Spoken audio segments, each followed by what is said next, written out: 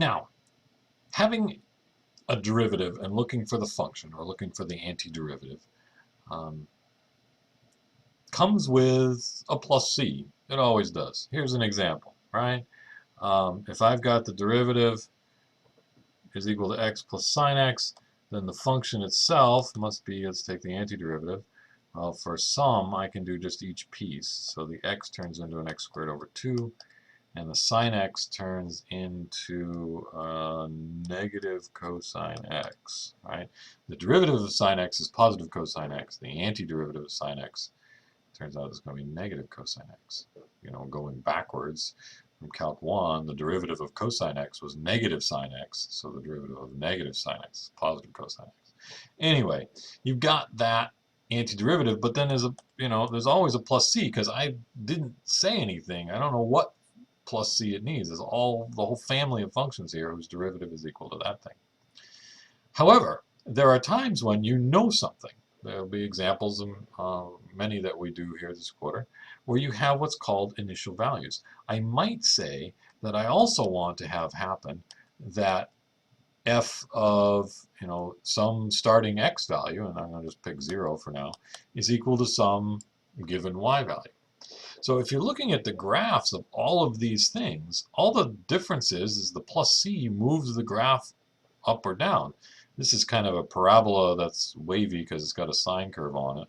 So you got this, the graph looks like some kind of wavy parabola, whatever. And the plus c just takes that whole graph and just moves it up. It looks exactly the same except higher, right? Or moves it down if c is negative.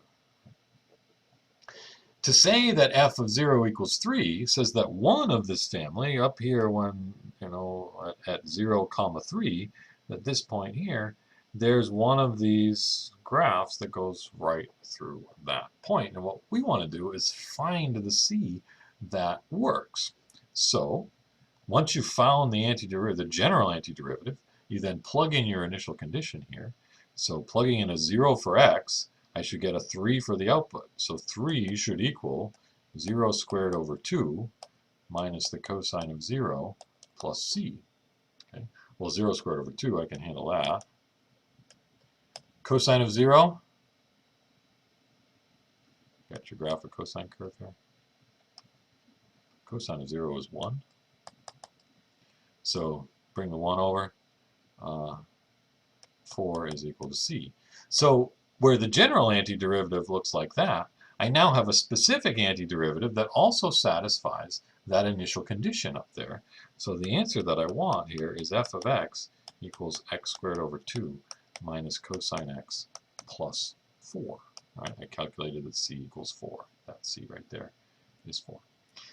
So finding antiderivatives, if you don't have an initial condition, the best you can do is give the general antiderivative with the plus c. But if they tell you something about that antiderivative, they tell you something about the function at some particular point, then you can use that to figure out what the value of c is you need to make that initial condition happen as well. So this function right here is an antiderivative of the function I started with, and it satisfies this equation over here.